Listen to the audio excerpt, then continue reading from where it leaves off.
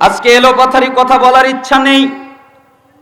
আমি একটি আয়াত পাঠ করেছি আমার খুতবার মধ্যে, যেখানে আল্লাহ তাআলা বলেন, ওয়ামা আতাকুমুর রাসূলু ফাখুযুহু, রাসূল মুহাম্মদ তোমাদের যা দেয় তোমরা তা নাও।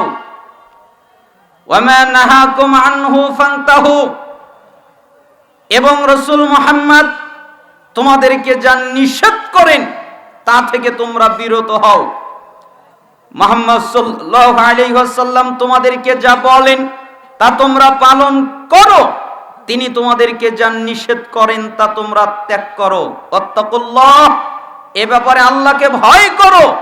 ইন্নাল্লাহা শাদীদুল ইকাব, নিশ্চয়ই আল্লাহ শাস্তি দানে কঠিন কঠোর।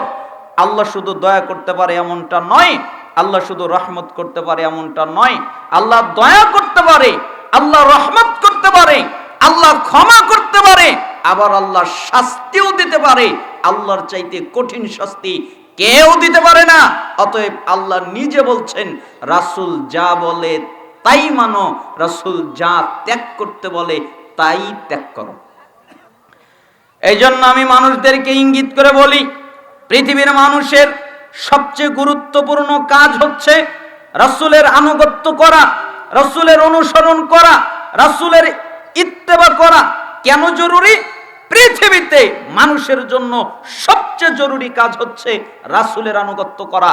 কেন? রাসূলের আনুগত্য করার মাধ্যমে তার যা প্রয়োজন জান্নাতে যাওয়ার জন্যে, তার যা প্রয়োজন সুখে থাকার জন্যে, তার যা প্রয়োজন ভালো থাকার জন্যে আল্লাহ তাকে তাই দান করবেন। কার আনুগত্য করলে? রাসূলের আনুগত্য করলে, রাসূলের ইত্তেবা করলে। প্রমাণ কোথায় পাওয়া যাবে? আপনি যদি পবিত্র কোরআনের সূরা আলে ইমরান 31 নম্বর আয়াত খোলেন, আল্লাহ তাআলা বলছেন, কুল, হে নবী আপনি বলে দেন, ইন কুনতুম তুহিব্বুনাল্লাহ, তোমরা কি দাবি করো আমরা আল্লাহকে ভালোবাসি, আমরা আল্লাহকে মুহাব্বত করি, আমরা আল্লাহকে ভালোবাসি, এই দাবি কি তোমরা করো, ফাত্তাবিউনি, তাহলে আমি নবীর ইত্তেবা করো, আমি নবীর অনুসরণ করো, আমি নবীর আনুগত্য করো। ইহবিবুকুমুল্লাহ, তাহলে আল্লাহ তোমাদের ভালোবাসবেন। ওয়াগফির লাকুম যুনুবাকুম, এবং তোমরা যত পাপ করেছো আল্লাহ সবগুলো মাফ করে দিবেন। তার মানে আপনি যদি চান আল্লাহ আমাকে ভালোবাসুক, আপনি যদি চান আমার পাপ ক্ষমা হয়ে যাক, তাহলে রাসূলের আনুগত্য করতে হবে। কেন? রাসূলের ইত্তেবা করলে পাপ ক্ষমা হয়ে যায়, রাসূলের ইত্তেবা করলে আল্লাহ ভালোবাসেন। সূরা নূর 52 নম্বর আয়াত, আল্লাহ তাআলা বলেন, ওয়া ইউতিউল্লাহ ওয়া রাসূলহু, যে ব্যক্তি আল্লাহ এবং তার রাসূলের আনুগত্য করে, ওয়া ইয়াখশাল্লাহ, আল্লাহ তাআলাকে ভয় করে, ওয়া ইয়াত্তাকি, এবং তাকওয়া অবলম্বন করে, আল্লাহকে ভয় করে। আমি কিভাবে সুদ খেতে পারি আল্লাহ আমাকে দেখছেন, আমি কিভাবে ঘুষ খেতে পারি আল্লাহ আমাকে দেখছেন, আমি কিভাবে জিনা করতে পারি আল্লাহ আমাকে দেখছেন, আমি কিভাবে ব্যভিচার করতে পারি আল্লাহ আমাকে দেখছেন, আমি কিভাবে অন্যায় করতে পারি আল্লাহ আমাকে দেখছেন। আল্লাহকে ভয় করে এবং যত পাপ আছে সমস্ত পাপ থেকে নিজেকে বাঁচিয়ে রাখে। আল্লাহ রাসূল সাল্লাল্লাহু আলাইহি ওয়াসাল্লামের উপরে আয়াত নাজিল হলো, আল্লাহ তাআলা বললেন, ফাউলাইকা হুমুল ফাইজুন, এরা হলো সফলকাম। সালাফরা বলছেন এই সফলকামের অর্থ হলো এরা জান্নাতি।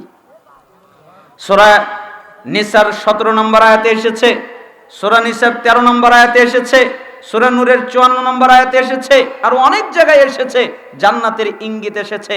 তার মানে যারা রাসূলের আনুগত্য করে, যারা রাসূলের ইত্তেবা করে, যারা রাসূলকে মেনে চলে, আল্লাহ তাআলা তাদেরকে জান্নাত দান করবেন।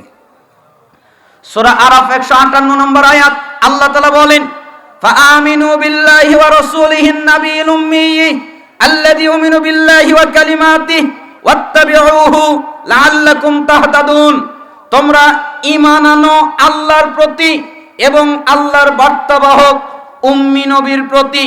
যেই নবী আল্লাহর প্রতি ঈমান এনেছেন, আল্লাহ যে কিতাব নাজিল করেছেন ওই কিতাবের প্রতি ঈমান এনেছেন, তোমরা ওই নবীর আনুগত্য করো, তোমরা ওই নবীর ইত্তেবা করো, তোমরা ওই নবীর অনুসরণ করো, তোমরা ওই নবীকে মেনে চলো, লাআল্লাকুম তাহতাদুন, তাহলে আল্লাহ তোমাদেরকে হিদায়াত দান করবেন। বলেন তো কি দান করবেন? হেদায়েত।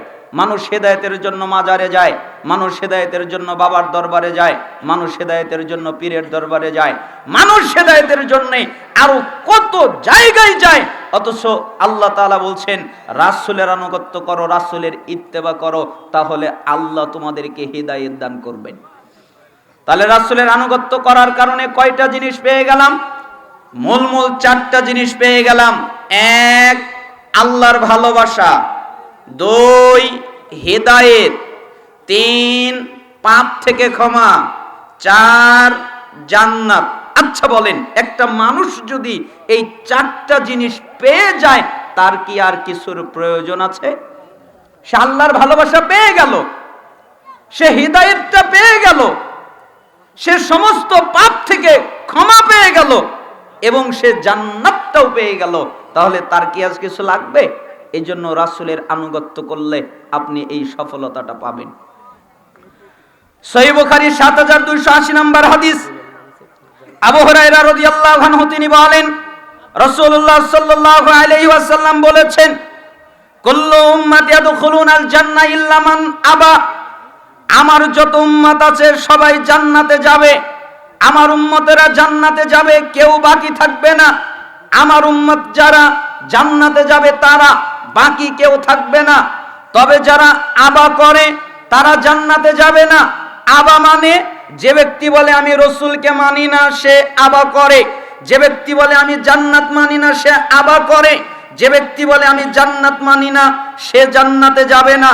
যে ব্যক্তি বলে আমি নবীকে মানি না, সে জান্নাতে যাবে না। এছাড়া সবাই জান্নাতে যাবে।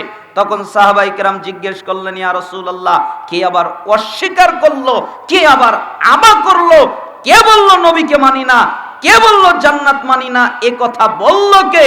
তখন তিনি বললেন, শোনো, মান আতাআনি দাখালাল জান্নাহ, যারা আমার অনুগত্য করলো, আমার অনুসরণ করলো, আমার কথা মেনে চললো, ওরা কোথায় চলে গেল? জান্নাতে। ওমান আসানি ফাকাদ আবা, আর যারা আমার অবাধ্যতা করলো, আমার নাফরমানি করলো, আমার কথা শুনলো না। আমি বলেছি সুদ খাও না, খাই কেন? আমাকে মানে না তাই। আমি বলেছি ঘুষ খাও না, খাই কেন? আমাকে মানে না তাই। আমি বলেছি মিথ্যা বলো না, বলে কেন? আমাকে মানে না তাই। আমি বলেছি নিষেধার দ্রব্য পান করো না, বিড়ি, সিগারেট, গুল, জর্দা, তামাক, ইয়াবা, হিরোইন, ফেন্সিডিল, বাবা, আরো যত অত্যাধুনিক মদ রয়েছে এগুলো পান করো না, এরপরেও খাই কেন? আমাকে মানে না তাই।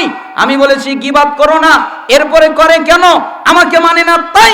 যারা আমাকে মানে না, যারা আমার কথা মতো চলে না, ওরা আবা করে, ওরা আমাকে অস্বীকার করে, ওরা জান্নাতে যাবে না, ওরা জান্নাতে যাবে না, ওরা আবার অন্তর্ভুক্ত। তার মানে রাসূলকে মেনে নেওয়ার অর্থ হলো রাসূলের আনুগত্য করা, আর রাসূলকে মেনে না নেওয়ার অর্থ হলো রাসূলের আনুগত্য না করা। কথা কি আপনারা বুঝতে পারছেন? এতটুকু কথা যদি আপনারা বুঝতে পারেন, তাহলে আমার আলোচনা বোঝা আপনাদের জন্য সহজ হয়ে যাবে। এতক্ষণ দ্বারা আমি আপনাদেরকে এটাই বোঝাতে চাইলাম যে আমাদের চাল চলন, কথাবার্তা, লেনদেন সবকিছু হবে রাসূলুল্লাহ সাল্লাল্লাহু আলাইহি ওয়াসাল্লামের আদর্শ অনুযায়ী, এবং আমাদের জীবনটাকে রাসূলুল্লাহ সাল্লাল্লাহু আলাইহি ওয়াসাল্লামের আনুগত্য দিয়ে সাজাতে হবে। রাজি আছেন সবাই? আল্লাহর নবী যদি কোনো আদেশ নিষেধ আমাদেরকে করেন, পালন করব, রাজি আছি তো? সবাই রাজি আছি? আল্লাহ তাআলা কবুল করুন।